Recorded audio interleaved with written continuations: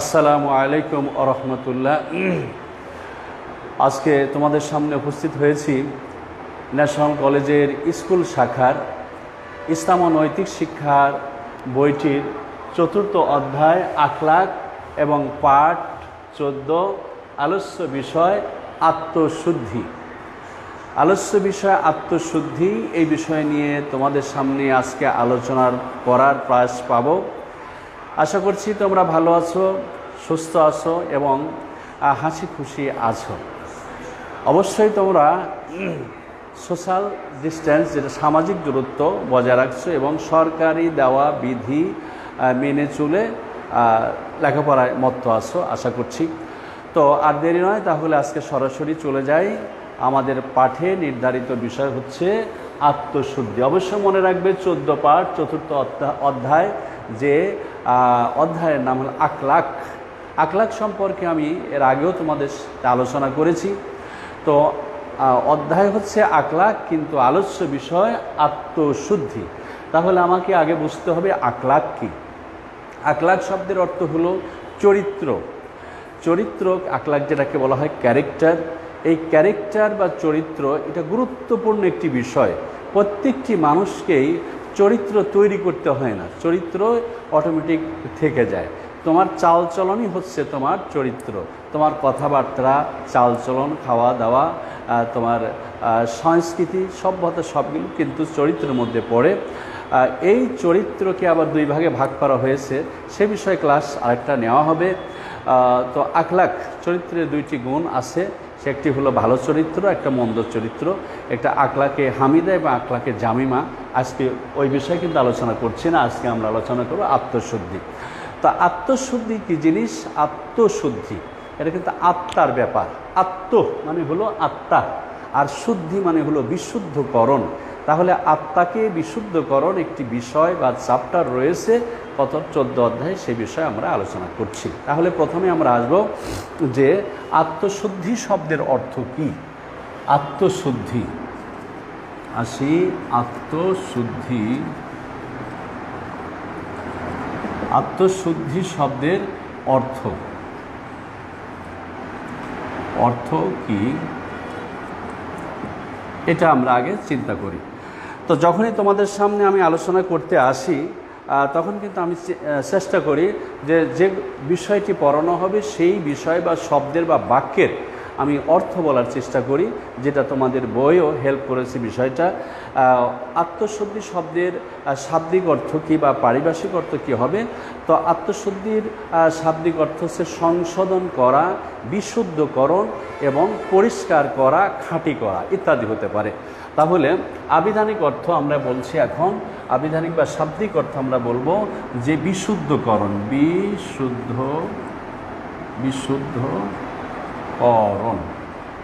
বিশুদ্ধকরণ বা খাঁটি করা।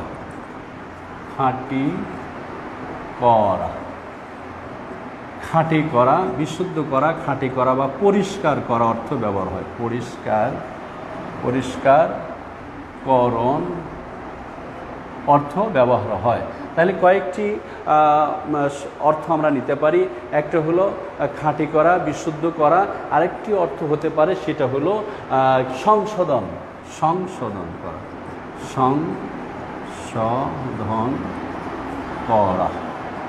তাহলে এই সমস্ত অর্থ আমরা নেব, যে বিশুদ্ধ করা, খাঁটি করা, তারপরে হচ্ছে পরিষ্কারকরণ এবং সংশোধন করা ইত্যাদি অর্থ কিন্তু ব্যবহার হতে পারে। সংশোধন বানানটা তালেবস্য হবে, সংশোধন। তাহলে আমরা এই অর্থগুলো নিব। তাহলে আমাকে মনে রাখতে হবে, আমাদের আজকের কথা হবে কিন্তু আত্মা নিয়ে বা আত্মশুদ্ধি করা। তো বিশুদ্ধকরণ, খাঁটি করা এবং পরিষ্কার করা, সংশোধন করা, এই বিষয়ে আমরা মনে রেখে আস্তে আস্তে আমরা আগাইতে থাকি। প্রিয় ছাত্রছাত্রী, অবশ্যই বুঝতে পারছো আমি কিন্তু শরীর নিয়ে আজকে কথা বলছি না, আজকে আত্মা নিয়ে কথা বলবো। আত্মা বা সল যেটাকে বলা হয়, সল বা আত্মা, এটা নিয়ে কিন্তু কথা হচ্ছে। তাহলে বিশুদ্ধকরণের ব্যাপারটা আমরা বুঝবো, যে মানুষের অন্তর বা আত্মাকে বিশুদ্ধ কিভাবে করতে হয় সে বিষয়ে আমরা আলোচনা করব। তাহলে আসি এবার পরিভাষায় কী হতো, সর্বপ্রকার অন্যায় অনাচার এবং নৈতিক বিবর্জিত কাজ থেকে নিজের অন্তরকে সংশোধন করাকে আত্মশুদ্ধি বলা হয়। তাহলে কি হবে, আমি আবার বলছি, আই রিপিট, যে সর্বপ্রকার অনইসলামিক কাজ অর্থাৎ ইসলামের মধ্যে থেকে, ইসলামের অনুকরণ বাদ দিয়ে গর্হিত কাজ থেকে মানুষকে বিরত রেখে অন্তরকে পবিত্র করাকে বলা হয় আত্মশুদ্ধি।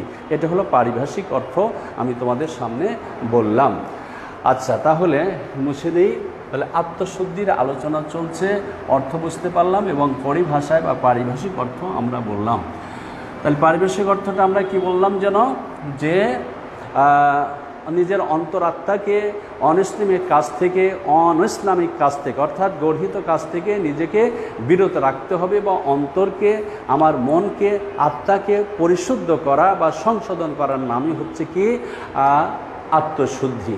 এখন আসি আত্মশুদ্ধির আরবি শব্দটা কি। আরবি শব্দ হচ্ছে তাজকিয়াতুন নাফস বলা হয় এটাকে আরবিতে। তাজকিয়াতুন নাফস বলা যেতে পারে, তাজকিয়াতুন নাফস বলা হয়, তাজকিয়াতুন নাফস বলা যেতে পারে।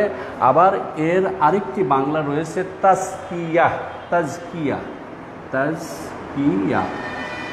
তাজকিয়া। এই শব্দগুলো কিন্তু আমাদের কাছে একটু অপরিচিত হলেও শব্দগুলো আমাদের মনে রাখতেই হবে।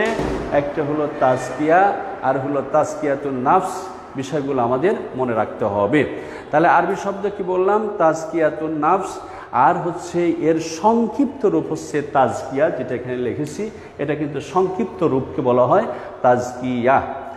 তো তাজকিয়াতুন নাফস বা তাজকিয়া, তো স্বীয় আত্মাকে সব ধরনের পাপ, পঙ্কিল এবং নৈতিক বিবর্জিত কাজ থেকে মুক্ত রাখে তাজকিয়াকে অনুসরণ করলে আমাদের কি হবে, সর্বপ্রকার পাপ পঙ্কিলতা থেকে এবং গুনাহের কাছ থেকে বিরত রাখার নামকে বলা হয় তাজকিয়া।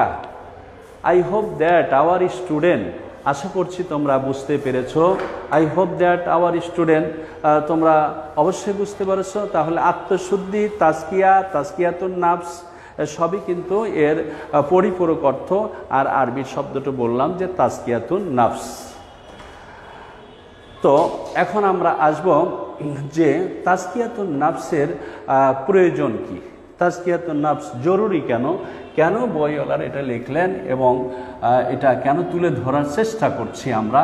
তাজকিয়াতুন নাফসের প্রয়োজন কি, কিসের প্রয়োজন, তাজকিয়াতুন নাফস বা আত্মশুদ্ধির প্রয়োজন কি, আত্মশুদ্ধির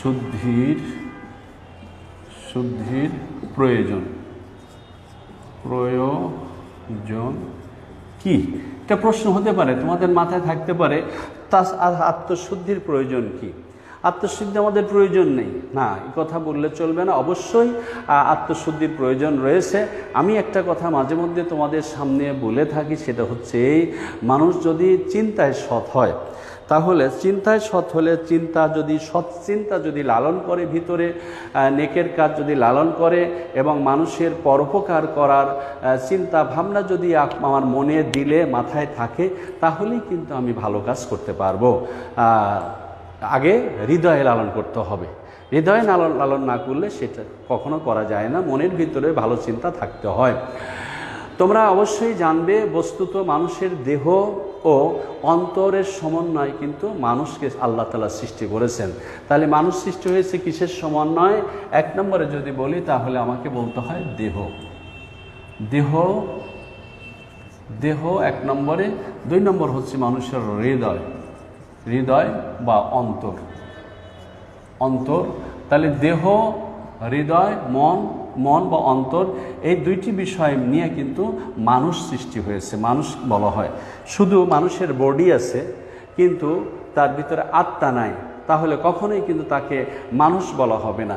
সে একটা বডি মাত্র, তার হাত আছে, পা আছে, মুখ আছে, এগুলো দিয়ে মানুষের কি হয়, বডি তৈরি হয়। মানুষ কিন্তু তৈরি হয়নি। চোখ আছে, মাথা আছে, বুক আছে, পিঠ আছে, হাত আছে, পা আছে, তারপরে পেট আছে, সবগুলো তৈরি হয় কি, এগুলো মানুষের বডি। আর মন যেটা আত্মা বা কল্প, এইটা যদি ভিতরে না থাকে, অন্তরের মধ্যে বডির মধ্যে যদি আত্মা না থাকে, তাহলে তাকে কিন্তু মানুষ বলা হবে না। যদি পৃথক করে দেওয়া হয়, আত্মাকে বের করে দেওয়া হয়, তাহলে তাকে মৃত্যু মানুষ বলা হয়।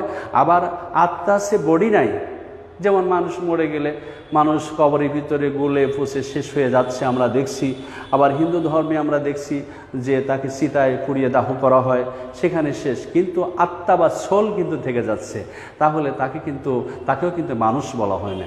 একজন পূর্ণাঙ্গ মানুষ তখনই বলা হবে তার বডি থাকতে হবে, বডির হাত পা চোখ নাক সবগুলো থাকতে হবে, আর তার সাথে ভিতরে অন্তর বা কল্প বা আত্মা অবশ্যই থাকতে হবে।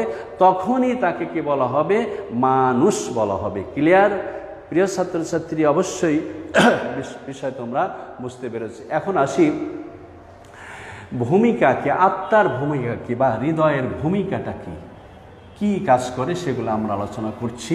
তাহলে মানুষের বিষয়টা আমরা বুঝতে পারলাম। এখন আসব যে ভূমিকা, কি ভূমিকা হতে পারে সেইটা আমরা তুলে ধরছি। অন্তরে যেভাবে নির্দেশ করে ভূমিকা, আত্মার ভূমিকা না, আত্মশুদ্ধির ভূমিকা বা আত্মার ভূমিকা, আত্মার ভূমিকা বা আত্মশুদ্ধির ভূমিকা। আমরা বলবো যে আত্মশুদ্ধি বা আত্মাটা বলে নেই। আত্মশুদ্ধির ভূমিকা ব্যাপক রয়েছে। তো যেহেতু আমাদের ক্লাসের একটি সিলেবাস রয়েছে এবং পাঠদানের সিস্টেম অনুযায়ী আমাদের বলতে হয়, অন্তরের মধ্যে যে নির্দেশ, অন্তরের ভিতরে আমাদের যে নির্দেশনা, অন্তর যেভাবে নির্দেশ করে সেইভাবেই কিন্তু বডি কাজ করে। অন্তর যেভাবে নির্দেশ করবে, বডি সেইভাবে কাজ করবে। মাথার মধ্যে যদি ভালো কাজ করা ইউটিলাইজ করা হয়, তাহলে কিন্তু সেইভাবে বলে। এই জন্য নবী করিম সাল্লাল্লাহু আলাইহি সাল্লাম বলেন, ইন্নামাল আমালু বিন্নিয়াত, সব কিছুই কিন্তু নিয়তের ওপর নির্ভরশীল।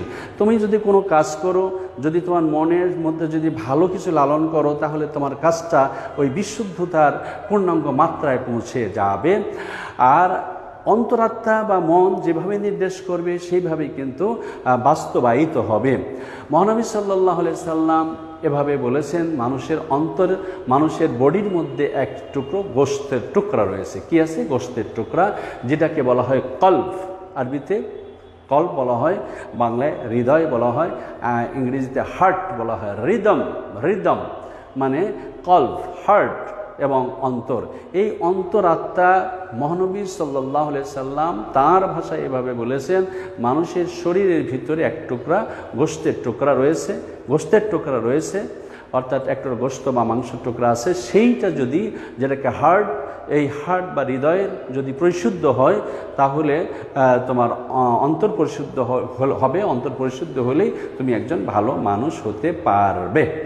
নবীজি বলেছেন যে এই গোশতের টুকরার মানুষ যখন কোনো একটি গোনা করে, গোনা করলে অন্তরাত্মাটা অপবিত্র হতে থাকে। গোনা করতে করতে করতে করতে অপবিত্র মাত্রাটা বেড়ে যায়।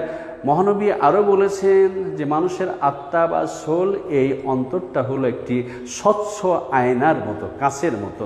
যখনই মানুষ একটি গোনা করবে, তখনই সেখানে একটা দাগ পড়ে যায়, আরেকটা গোনা করলে আরেকটা দাগ, আরেকটা গোনা করলে আরেকটা দাগ। এইভাবে গোনা যত হবে, তখন কাঁচের উপর দাগ পড়তে পড়তে ওই স্বচ্ছ কাঁচটা বিশুদ্ধ ভালো কিছু আর দর্পণে কাঁচের মধ্যে দিয়ে দেখা যাবে। যেমন আমার গ্লাস কাঁচ, এর মধ্যে যদি দাগ পড়ে বারবার করতে পড়ে, আমি কিছু দেখব?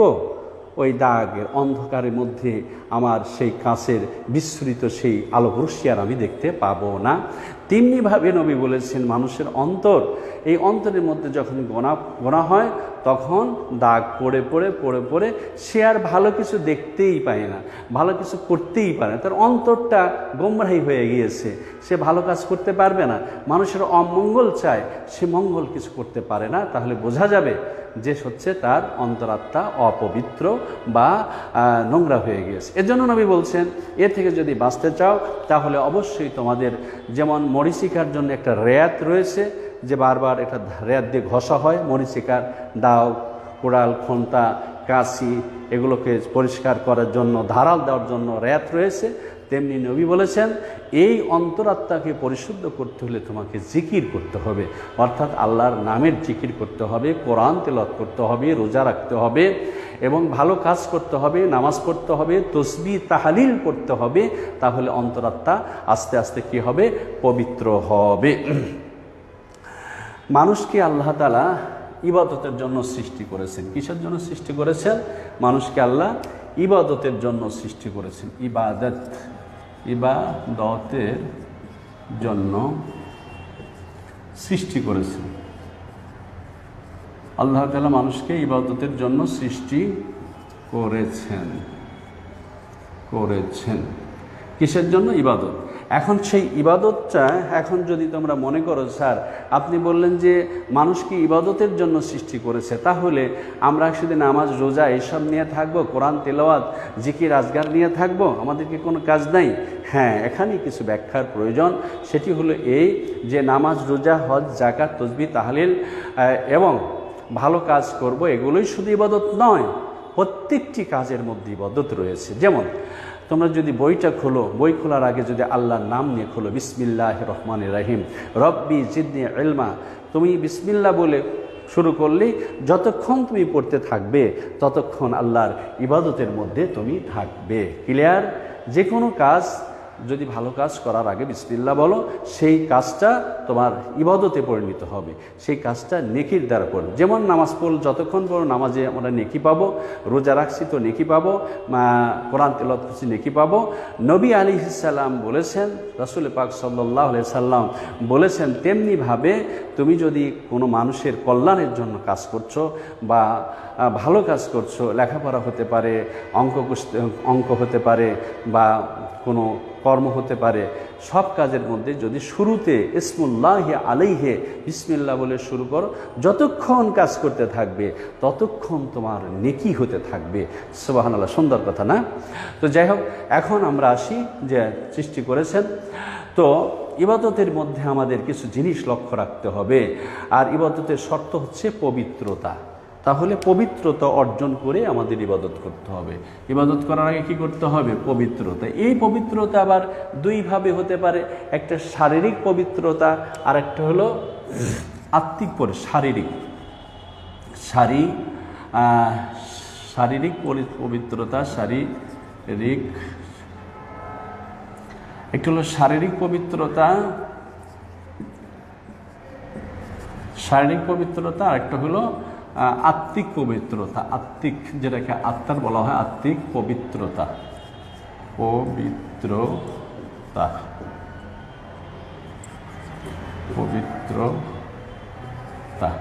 তো শারীরিক, যেহেতু আজকে আমাদের বিষয় হলো আত্মিক, তাহলে শরীর সম্পর্কে আমি একটু বলি যে নামাজ পড়তে গেলে আমাদের ওযু করতে হয়, হাত মুখ পা এবং মাথা মস্তক কুলি করতে হয়, নাকি পানি দিতে হয়, এগুলো শারীরিক ইবাদতের জন্য প্রয়োজন হয়। আর আত্মিক ইবাদতের জন্য পবিত্রতা কেমন হয়? সেটি হচ্ছে তোমাকে সৎ চিন্তা করতে হবে। তাহলে আত্মিক ইবাদতের ক্ষেত্রে অবশ্যই আমাকে কি করতে হবে? সৎ চিন্তা, ভালো কথা, ভালো চিন্তা, এগুলো মধ্যে লালন করতে হবে।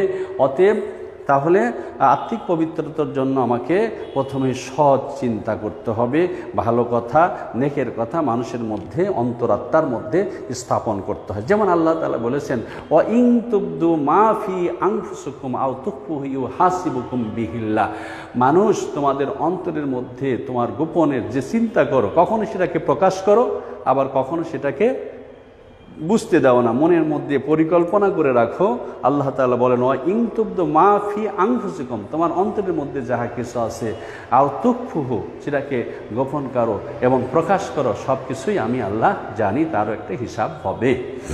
তো যাই হোক, তাহলে অতএব নৈতিক এবং সামাজিক মূল্যের ক্ষেত্রে আমাদের আত্মিক চিন্তা বা আত্মশুদ্ধির অবশ্যই প্রয়োজন রয়েছে। আমাদের আত্মশুদ্ধি করা একান্ত প্রয়োজন এবং জরুরি। এবার আসি আত্মশুদ্ধির গুরুত্বটা কি। তাহলে আমরা বুঝতে পারলাম যে আত্মশুদ্ধি হচ্ছে ক্ষেত্রে আমাকে পবিত্র অর্জন করতে হবে। এখন আমরা আত্মশুদ্ধির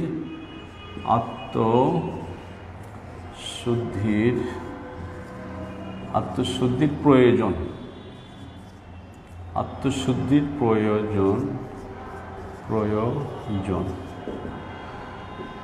আত্মশুদ্ধির প্রয়োজন কি, কেন আত্মশুদ্ধি করতে হয়, এর প্রয়োজন কি, সে বিষয়ে আমরা এখন জানব।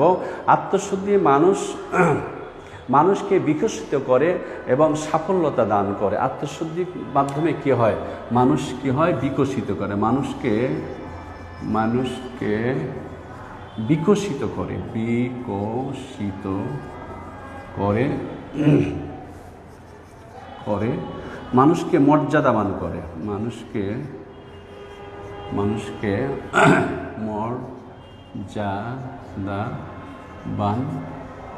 মর্যাদাবান করে। অর্থাৎ আত্মশুদ্ধি যে ব্যক্তি করবে তাকে পাপ কাজ থেকে এবং পাপ পঙ্কুলতা থেকে দূরে রাখবে এবং মানুষকে মর্যাদাবান করবে। এরপরে আত্মশুদ্ধি যদি কেউ অর্জন করতে পারে, সে ব্যাপারে যদি আত্মশুদ্ধি ভিতরে যদি থাকে, তাহলে একটা আদর্শ মানুষ হিসেবে গড়ে উঠবে। তাহলে আত্মশুদ্ধির প্রয়োজনের ক্ষেত্রে আমরা বলতে পারি, আত্মশুদ্ধি অর্জন করলে কি হওয়া যায়, আদর্শ মানুষ হওয়া যায়। আদর্শ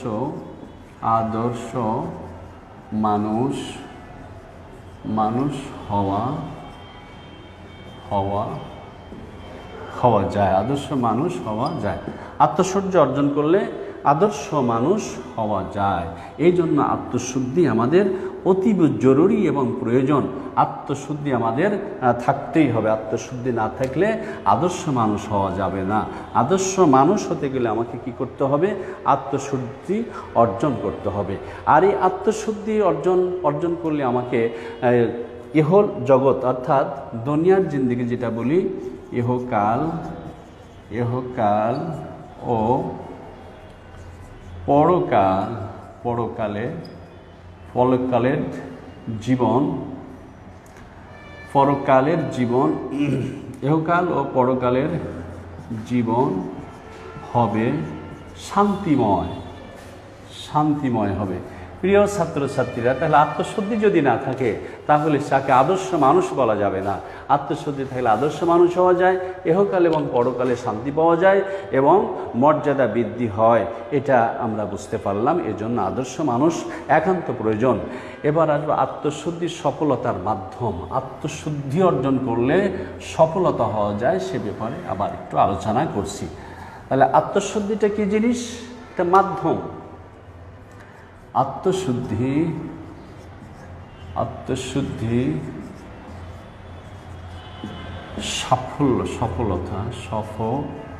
সফলতার মাধ্যম। কিসের মাধ্যম?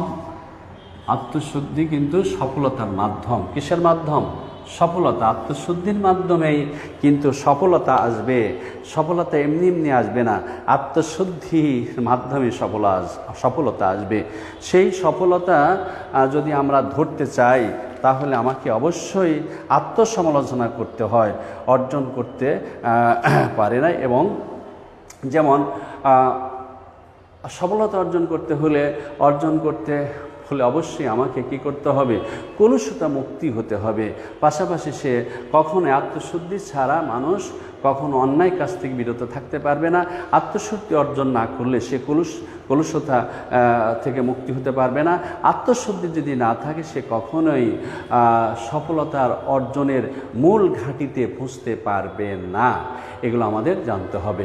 এ ব্যাপারে আল্লাহ তাআলা নিজেই বলেছেন পবিত্র কোরআনে, কদ আফলাহা মান জাক্কাহা। কদ আফলাহা, কদ অবশ্যই, আরবি ব্যাকরণের নিয়ম, কদ যদি কোনো শব্দের আগে থাকে তোমরা এটা পারবে। কদ শব্দটা হলো এই কদ,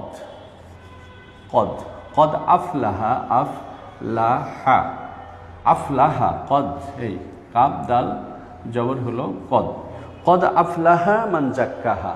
যে ব্যক্তি আত্মশুদ্ধি অর্জন করেছে সে সফলতা অর্জন করেছে। অকাদ খাবা মান দাচ্ছাহা। আর যে ব্যক্তি আত্মশুদ্ধি অর্জন করতে পারল না সে কি হবে, সে কুলুষিত হয়ে গেল। কদ অবশ্যই, আফলাহা মান জাক্কাহা, যে ব্যক্তি আত্মশুদ্ধি করেছে সে ব্যক্তি অবশ্যই সে সফলতা অর্জন করেছে। অকাদ খাবা মান দাচ্চাহা, আর যে ব্যক্তি আত্মশুদ্ধি অর্জন করলো না সে ক্ষতিগ্রস্ত হয়ে গেল। তাহলে আমাকে আত্মশুদ্ধি অর্জন করতে হবে। কেন? এটা ডাইরেক্ট আল্লাহ তাআলা পবিত্র কালামুল্লাহ, অর্থাৎ আমাদের যে গাইড বুক, মুসলিম গাইড বুক নয়, গোটা পৃথিবী জাতির জন্য, পৃথিবীর জন্য গাইড বুক, যেটাকে দি হোলি কোরআন প্যারাগমেটিক কমপ্লিট কোড অফ লাইফ, সব সকল ক্ষেত্রে যেই কমপ্লিট একটি কিতাব আল কোরআন, হোলি কোরআন, কোরআনুল কারীম, সেখান থেকে যদি আমরা নিতে পারি সেটাই ভালো হয়। যেমন আল্লাহ বলেন কদ আফলাহা মান জাক্কাহা ওয়া কদ খাবা মান দাসাহা, অর্থ তো বলেই দিলাম। এবার তাহলে আমরা বুঝতে পারলাম যে আত্মশুদ্ধির সফলতার মাধ্যম কেন, অবশ্যই এটা বুঝতে পারলাম। এই আত্মশুদ্ধির আবার পুরস্কার রয়েছে, পুরস্কার আল্লাহ তাআলা দিবেন। আল্লাহ তাআলা বলেন যে হাসরের দিনে, মহান বিচারের দিন, বিচারের দিন অর্থাৎ বিচারের দিন, যেটাকে আমি তোমাদের সামনে বলেছি, এর আগেও কিয়ামত সম্পর্কে আলোচনা করেছি। কিয়ামত তো হাসরের ময়দান, সেই কিয়ামতের মাঠ যেটা সে হাসরের ময়দান বলা হয়, মাহশরের ময়দান বলা হয়, অর্থাৎ বিচার দিবস বলা হয়, এবং মানুষের সমস্ত আমলের হিসাব নিকাশের দিন বলা হয়, যেটাকে ডে অফ জাজমেন্ট বলা হয়। এই দিনে আল্লাহ তাআলা মানুষের পুরস্কার দিবেন। যদি অন্তরাত্মা পরিষ্কার থাকে তাহলে সে কামিয়াব হবে, সাফল্যর শীর্ষে পৌঁছে সে জান্নাতের উচ্চ মাকামে পৌঁছে যাবে, অর্থাৎ জান্নাতের প্রবেশ করবে আল্লাহর সেই দেওয়া অনুযায়ী। আর যে ব্যক্তির অন্তরাত্মাকে পবিত্র করে নাই, সে কিন্তু সেই জায়গা পৌঁছতে পারবে না। এ ব্যাপারে ও আল্লাহ তাআলা পরিষ্কার বলেছেন, লা ইয়ানফাউ মালুন ওয়ালা বানুন, যে অবশ্যই তোমাদের কোনো উপকারে আসবে না। কি উপকারে আসবে না? যে তোমাদের লা ইয়ানফাউ মাল ওয়ালা বানুন, মাল মানে হলো সম্পদ, আর বানুন মানে হলো সন্তান সন্ততি। তোমাদের সন্তান সন্ততি সেদিন কোনো উপকারে আসবে না, ইল্লা মান আতা আল্লাহু বি কলবিন সালিম, যদি পবিত্র অন্তর নিয়ে আসো সেটাই তোমাদের উপকার হবে। তাহলে এই আয়াতে কারিমা থেকে আমরা কি বুঝতে পারলাম? যে বিচারের দিনে আল্লাহ তাআলা বলছেন মানুষকে হুঁশিয়ার করে দেওয়ার জন্য, যে তোমাদের, আয়াতের অর্থ লিখে দিচ্ছি, অর্থ যে তোমাদের কোনো উপকারে আসবে না ধন সম্পদ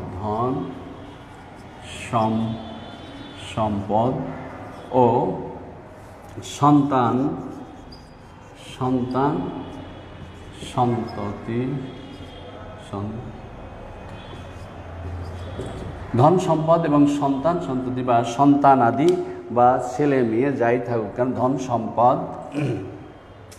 সম্পদ এবং সন্তান কোনোই কাজে আসবে না সেদিন। কবে? কিয়ামতের দিন কোনো কাজে আসবে না। তাহলে তোমাদের কোনো উপকারে আসবে না ধন সম্পদ সন্তান ও কোনো ধন সম্পদ সন্তান কোনো কাজে আসবে না। কবে?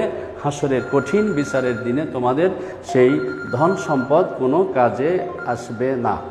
তাহলে আমাদের মনে রাখতে হবে যে কিয়ামতের দিনের কথা কিন্তু আল্লাহ তাআলা পরিষ্কার করে বলছেন, সেই দিন তোমাদের সন্তান সন্ততি এবং ধন সম্পদ কোনোই কাজে আসবে না। এরপরে আমরা আজকের এই আলোচনা, যে আল্লাহ বলছেন উপকারে আসবে। কি আসবে? কলবে